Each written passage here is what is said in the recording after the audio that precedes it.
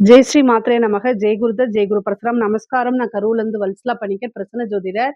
இன்னைக்கு நம்ம என்ன பார்க்க போறோம் அப்படின்னா, வாக்கியப்படி சனி பெயர்ச்சியுடைய பலன்கள் தனுசு ராசிக்கு எப்படி இருக்குன்னு பார்க்க போறோங்க.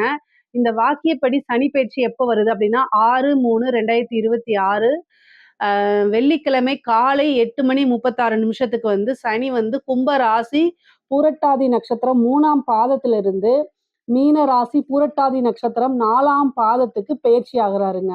இது வந்து தனுசு ராசியை பொறுத்த வரைக்கும் 4ஆம் இடத்து சனி, அதாவது அர்த்தாஷ்டமத்து சனியா மாறுறாரு. 3ஆம் இடத்துல இருந்து 4ஆம் இடத்துக்கு பெயர்ச்சி ஆகுறாரு. அப்போ 4ஆம் இடம்ங்கிறது வந்து அஷ்டம சனிங்கிறது 8ஆம் இடம். 8ல பாதி 4, அதனால அர்த்தாஷ்டமத்து சனி அப்படின்னு நம்ம சொல்றோம். 4ஆம் இடத்துல பெயர்ச்சி ஆகிறது அர்த்தாஷ்டமத்து சனி அப்படின்னு சொல்றோம். உங்களுக்கு 4ஆம் இடத்துல இருந்து உங்களுடைய ராசியை பார்ப்பாரு.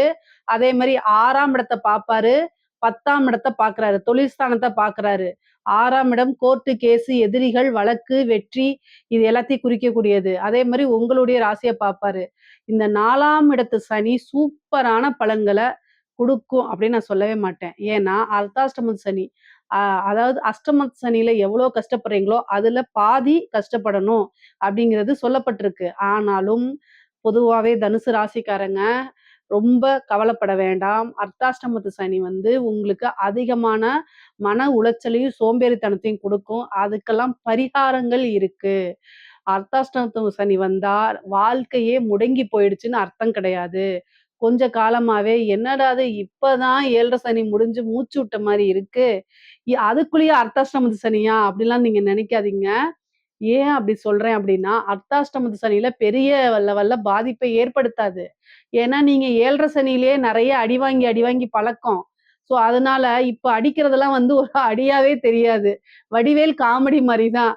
அடி வந்து இப்ப ட்ரீட்மெண்ட்டா மாறுது. உங்களோட அடிலாம் ஏன் எனக்கு ட்ரீட்மெண்ட்டா மாறுது அப்படின்னு கேட்கிற மாரி மாறிரும்.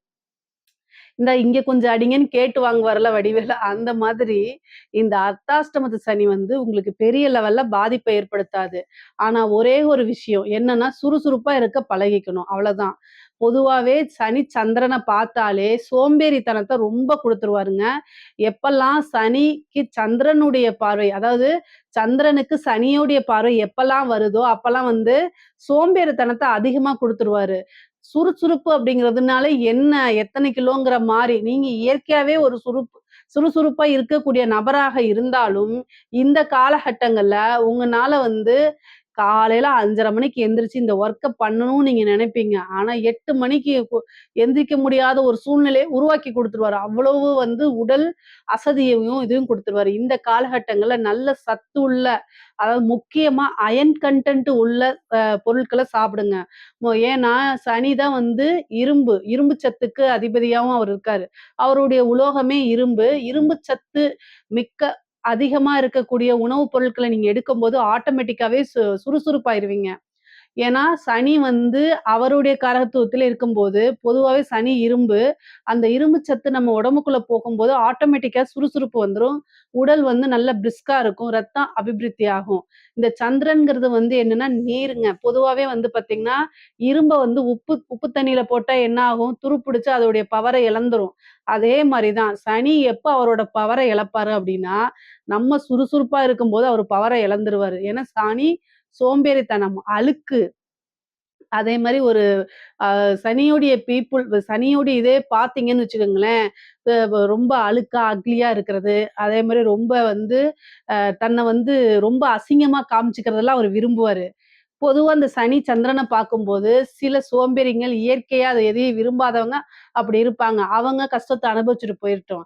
ஆனா நீங்க எப்படி இருக்கணும்னா, பார்க்கறதுக்கு அப்படியே ரொம்ப பிளசன்ட்டா இருக்கணும். தனுசு ராசிக்காரங்க வாழ்க்கையில இந்த அர்த்தாஷ்டம சனியோடைய பாதிப்புகள் வரக்கூடாது. நல்லா நீங்க இருக்கணும். உங்களுக்கு காரியங்கள் சக்சஸ் ஆகணும்னா, நான் சொல்ற விஷயங்கள ஃபாலோ பண்ணிக்கங்க. வாழ்க்கையில உங்களுடைய நடைமுறைகள சேஞ்ச் பண்ணிக்கணும். என்ன நடைமுறை அப்படின்னா, டெய்லி ஒர்க் அவுட் பண்ணணும். நல்ல மாங்கு மாங்குன்னு வேர்வை தண்ணி நம்ம உடம்புல இருந்து வர வரைக்கும் நீங்க பண்ணணும். மேடம் ஃபேன் ஆஃப் பண்ணிட்டா நம்ம உடம்பு ஆட்டோமேட்டிக்கா ஸ்வெட் ஆகும்ல அப்படின்னு நீங்க ஏன்னா இது மாரி நெறைய பேர் என்னைய கேட்கறாங்க. அதாவதுங்க நம்மளுடைய உடல் உழைப்புனாலயோ அல்லது வந்து நம்ம பொதுவா இப்ப பார்க்கக்கூடிய வேலைகள்லாம் அந்த அளவுக்கு உடல் உழைப்பு வேலைகள் இல்ல. அதனால நீங்க உடனே சொல்லலாம். நெறைய பேர் மூட்டை தூக்குறாங்க. அவங்களையும் பாதிக்குது அப்படின்னு. அவங்கவங்களுடைய கர்மா. நீங்க இந்த அளவுக்கு சொஃபிஸ்டிகேட்டடா இருக்கீங்கன்னா, நீங்க நல்ல கர்மா வழி தான் வந்திருக்கீங்க. கொஞ்சம் தான் தப்பு செஞ்சிருக்கீங்கன்னு அர்த்தம். ஸோ நீங்க போய் அவங்களோடலாம் கம்பேர் பண்ணாதீங்க. உங்க நிலை, உங்களுடைய கஷ்டம்னா, உங்களோட விஷயத்துல மட்டும் ஃபோக்கஸ் பண்ணணும். ஸோ அதனால நீங்க நல்லா ஒர்க் அவுட் பண்ணுங்க. ஓகேங்களா? நல்லா ஒர்க் அவுட் பண்ணுங்க. ஜிம்க்கெல்லாம் போங்க. அங்கெல்லாம் இரும்பு தம்பிள்ஸ்லாம் வந்து பார்த்தீங்கன்னா, இரும்புல தான் இருக்கு. அதே ஒரு பரிகாரம் தான். நம்ம வந்து அ 7:30 சனி, அஷ்டம சனி, கண்டச்சனி, அர்த்தாஷ்டம சனி இதுலலாம் வந்து இரும்பு பொருள தூக்குறதே ஒரு பரிகாரம் தான் நான் சொல்லுவேன். தூக்கி நல்லா ஒர்க் அவுட் பண்ணுங்க. நல்லா ஓடுங்க, ரன் பண்ணுங்க. அதுக்கப்புறம் நீங்க வெளில போகும்போது உங்கள நல்லா அழகுபடுத்திக்கங்க. ப்ளசன்ட்டா இருங்க. பொதுவாவே வந்து பார்க்கறதுக்கு ப்ளசன்ட்டா இருக்கிறது, நல்ல மெடிடேஷன் பண்ணது, டெய்லி நெத்தியில ஒரு விபூதியோ, சந்தனமோ, குங்குமமோ உங்களுக்கு என்ன இஷ்டமோ அத வைங்க. பார்க்கும்போது ஓரளவு நல்ல ஒரு மங்களகரமா, ஒரு அட்ராக்டிவ் இதா இருக்கீங்க அப்டின்னா, சனி உங்கள எந்த அளவுக்கு பாதிக்க முடியாது. அவரு வந்தாலும் சரி பாதிக்க முடியாது. அதனால நீங்க இதெல்லாம் பண்ணுங்க. ஆனா என்ன அப்டின்னா, இவ்ளோ தூரம் நான் கஷ்டப்பட்டு சொன்னாலும், அது எல்லாருமே செய்வாங்களான்னா செய்ய மாட்டாங்க. ஏன்னா, கரெக்ட்டா வந்து ஒர்க்குக்கு நீங்க ஒரு 9 மணிக்கு போறீங்கன்னு வச்சுக்கோங்களேன், உங்களுடைய உடல் உழைப்புனாலயும், மூளை வந்து டயர்ட் ஆயி 8:30 மணிக்கு தான் எந்திரிப்பீங்களே! அப்போ ஒர்க் அவுட்டும் பண்ண முடியாது. டக்குன்னு போயிருவீங்க. அடுத்த நாள் தூங்கி தூங்கி வலியிற மாரி இருக்கும். இதெல்லாம் மீறி எப்படி வரணும் அப்படிங்கிறத சொல்லிட்டேன். உணவு பொருட்கள மாத்துங்க. ஃபுட் அலர்ஜி இது மாரிலாம் வரும். அதனால தயவு செய்து மாத்திருங்க. சனி 10ஆம் இடத்த பார்க்குறாரு. தொழில் ஸ்தானத்த பார்க்குறாருங்க. தொழில் வந்து உங்களுக்கு நல்லா வரணும் அப்டின்னா, கட்டாயம் வழிபாடு பண்ணிக்கங்க. என்ன வழிபாடு பண்ணணும் அப்டின்னா, ஆஞ்சநேயர் வழிபாடு தான். சனிக்கு அதிதேவதையே ஆஞ்சநேயர் தான். அதனால ஆஞ்சநேயர் வழிபாடு பண்ணுங்க. ஒவ்வொரு சனிக்கிழமையும் இரவு 6 மணிக்கு மேல, அதாவது சூரியன் வந்து அஸ்தமனம் ஆனதுக்கப்புறம் ஆஞ்சநேயர் வழிபாடு பண்ணுங்க. உங்களுக்கு தொழில்ல நல்லபடியா வரும். அதாவது உற்பத்தி சார்ந்த தொழில்கள், இறக்குமதி, ஏற்றுமதி சார்ந்த தொழில்கள்லாம் நல்ல பெரிய லெவல்ல போகும். உங்களுடைய கெரியர் வந்து நல்ல குரோத் ஆகணும் அப்டின்னா, தெய்வ அனுகூலம் இருக்கணும். சனி வந்து நெறைய தாமதத்த குடுத்துருவாரு. வரவேண்டிய ஆர்டர்ஸ் வராது. ஒரு இடத்துல இருந்து வரக்கூடிய பணத்த வரவிடாம பண்ணுவாரு. இந்த மாரி பல தொந்தரவுகள, எல்லா விஷயங்களையும் தாமதப்படுத்துறது அவருடைய இது. ஒரு பக்கம் நீங்க பொருள் வாங்கணும்னா, அங்க காசு குடுத்து வாங்கணும். ஆனா, நீங்க வெளியில குடுத்துருக்க பணம் வந்தா தானே அந்த காச எடுத்து ரொட்டேஷன் பண்ண முடியும். அது எல்லாத்தையும் தடை பண்ணிருவாருங்க. அதனால வழிபாடு பண்ணுங்க. சனிக்கு நல்ல வழிபாடு பண்ணுங்க. அதுதான் ரொம்ப ரொம்ப நல்லது. ஆஞ்சநேயர் வழிபாடே பண்ணுங்க. இத தாண்டி நல்ல வழிபாடு அப்படின்னு கேட்டா, காலபைரவர் வழிபாடு. இது ரொம்ப உத்தமம் தான். ஸோ இந்த 2 வழிபாடும் பண்ணுங்க. ரொம்ப சிறப்பாக இருக்கும். நெறைய நன்மைகள் உங்களுக்கு கிடைக்குங்க. தொழில் மூலியமா டெவலப் ஆக முடியுமானா, இந்த வழிபாடெல்லாம் பண்ணீங்க அப்படின்னா, தொழில் வந்து உங்களுக்கு எந்த கஷ்டமும் இருக்காது, தடங்கல்கள் இருக்காது, சங்கடங்கள் இருக்காது. தொழில் மூலியமா நல்ல வெற்றி அடைய முடியும். காசு பணத்தையும் பார்க்க முடியுங்க. அதே மாரி அவர் எங்க பார்க்குறாருன்னா, 6ஆம் இடத்த பார்க்குறாரு. கடன் ரீதியா உங்களுக்கு ஏ அதாவது ஏற்கனவே பிரச்சனைகள் இருக்கும். இதுல இன்னொரு புது பிரச்சனை வேற வந்துருங்க. சனி 6ஆம் இடத்த பார்க்கறனால, எதிரிகள் தொந்தரவு அதிகமாக இருக்கும். அதே நேரத்துல கடன் ரீதியா இருக்கக்கூடிய பிரச்சனைகளும் இருக்கும். அப்போ நீங்க கமிட்மெண்ட் வந்து இந்த டேட்டுன்னு சொல்லாதீங்க. சொன்னீங்கனாலே அது குடுக்க முடியாதுங்க. அதனால எப்படிங்க நம்ம ஒரு பக்கம் கடன் வாங்கும்போது, இந்த டேட்ல வந்து குடுத்துர்றேன்னு சொல்லிட்டு தானே வாங்க முடியும்னு நீங்க சொல்லுவீங்க. எக்ஸ்ட்ராவா டைம் சொல்லிக்கங்க. ஆனா குறுகிய காலத்துல சொன்னீங்கன்னா, அது கமிட்மெண்ட் உங்கனால கரெக்ட்டான இத விஷயம் சொன்ன டைம்ல கொண்டு போய் பணத்த சேர்க்க முடியாத ஒரு சூழ்நிலைகள் உருவாகிரும். அதனால நம்பிக்கை, பேரெல்லாம் கெட்டு போகும். இதுக்கு வந்து என்னன்னா, நீங்க சடாக்ஷர தீபம் போட்டு, சண்முக சடாக்ஷர எந்திரத்த வச்சு வழிபாடு பண்ணீங்கன்னா, கடன் ரீதியா இருக்கக்கூடிய பிரச்சனைகள்லாம் மாறுங்க. கட்டாயம் மாறிரும்.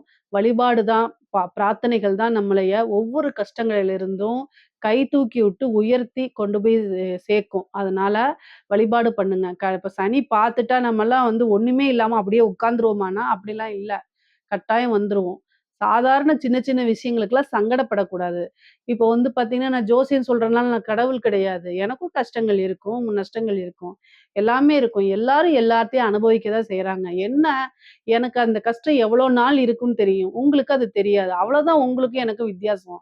ஸோ, அதனால நீங்க எந்த ஒரு விஷயத்தையும் கவலைப்படாம, ஃபர்ஸ்ட்டு இதுலருந்துலாம் நம்ம மீண்டு வந்துருவோம்ன்னு சொல்லுங்க. எந்த கஷ்டமா இருந்தாலும் சரி.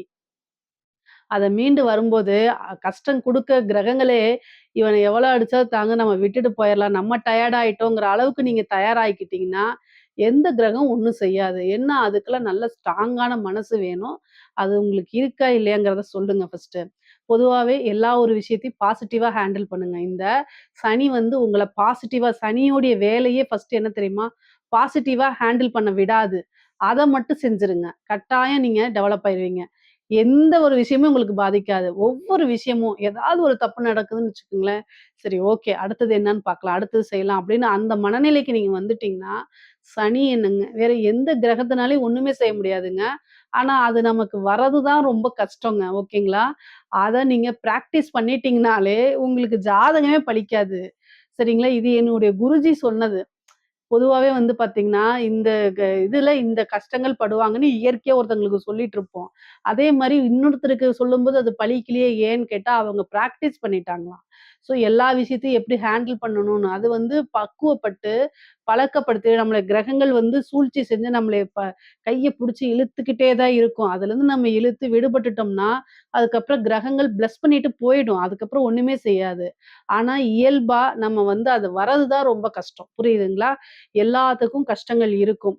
உங்களுக்கு 6ஆம் இடத்த பாக்குது. கடன் ரீதியா மனச கஷ்டப்படுத்துற அளவுக்கு இருக்கும். ஆனாலும் அதுலருந்து நீங்க மீண்டு வந்துக்கங்க.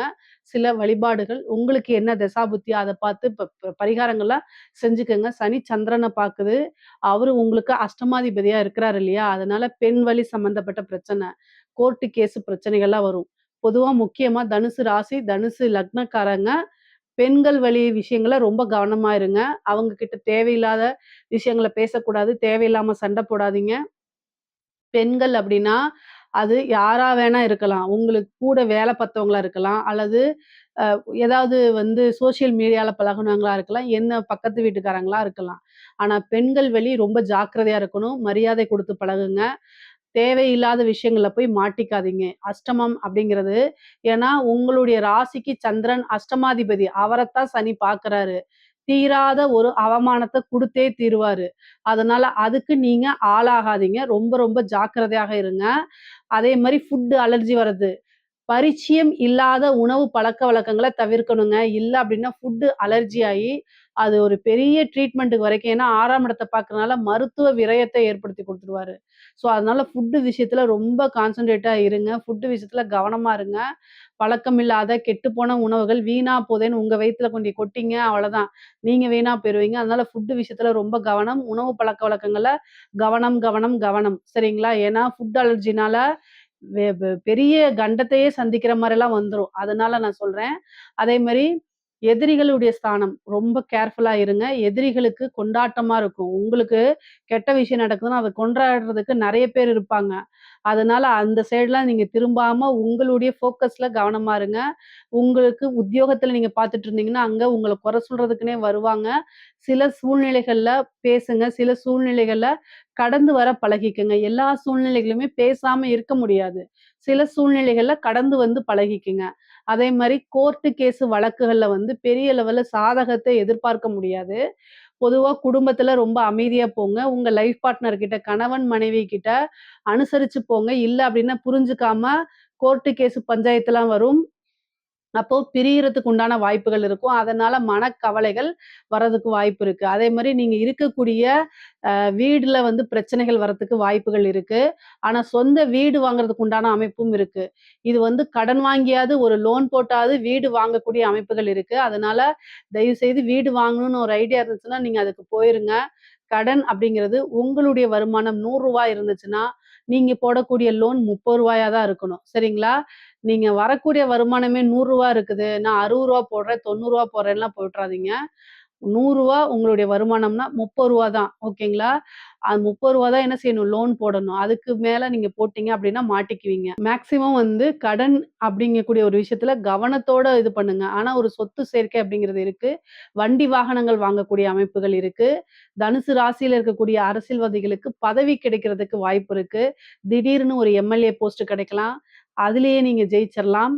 அதிலயும் என்ன ஆகலாம்? ஒரு அமைச்சராகவும் ஆகலாம். தனுசு ராசியில அரசியல்வாதிகள் இருந்தாங்க அப்படின்னா, உங்களுக்கு பதவி அப்படிங்கிறது உறுதி செய்யப்பட்டதா இருக்கு. இந்த சனி உங்களுக்கு நல்ல வெற்றி வாய்ப்ப குடுப்பார். அரசியல் வாழ்க்கைக்கு பிரம்மாண்டத்த ஏற்படுத்தி குடுப்பாரு சனி.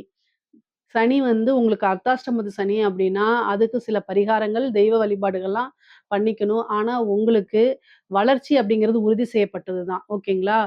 நீங்க வந்து குடும்பத்தில வந்து கொஞ்சம் பொறுமையாவும், நிதானத்தையும் கடைப்பிடிக்கணும். சுறுசுறுப்பா இருந்துக்கங்க. அப்போ வந்து உங்களுக்கு பெரிய லெவல்ல பாதிப்புகள ஏற்படுத்தாது. ஆனா, காமனா வந்து உங்களோட ஹெல்த்ல ரொம்ப இதா கவனமாக இருந்துக்கங்க. படிக்கக்கூடிய குழந்தைகள் படிப்புல வந்து பார்த்தீங்கன்னா, கவனம் இல்லாம போகும். படிப்புல ஒரு சின்ன பிரேக் ஆகும். அல்லது நீங்க எதிர்பார்த்த ரிசல்ட் வராது. இந்த மாரி அமைப்புகள்லாம் குடுத்துரும். கல்வி அப்படிங்கிறதுக்கு வந்து பார்த்தீங்கன்னா, சனி மந்த நிலைய குடுத்துருவாரு. அதனால ரொம்ப ரொம்ப கவனமாக இருங்க. இல்ல அப்படின்னா, நீங்க எதிர்பார்த்த ரிசல்ட் வரவே வராது. தனுசு ராசியில இருக்கக்கூடிய பேரண்ட்ஸ் அவங்கள குழந்தைகள நல்ல நிலையில தயார் பண்ணிக்கங்க. இல்ல அப்படின்னா, எதிர்பார்த்த ரிசல்ட் வராது. நீங்க கவனிச்சு அவங்களுக்கு பக்குவமா எடுத்து சொல்லுங்க. ஆனா, பொருளாதார சேர்க்கை அப்படிங்கிறது தனுசு ராசிக்கு உறுதியாக உண்டு. இதுல ஏதாவது சந்தேகங்கள் இருக்கு அப்படின்னா, கமெண்ட்ஸ்ல கேளுங்க. கட்டாயம் நான் ஆன்ஸர் பண்றேன். நம்மளுடைய சேனல லைக் பண்ணுங்க, ஷேர் பண்ணுங்க, சப்ஸ்கிரைப் பண்ணுங்க. நன்றி, வணக்கம்.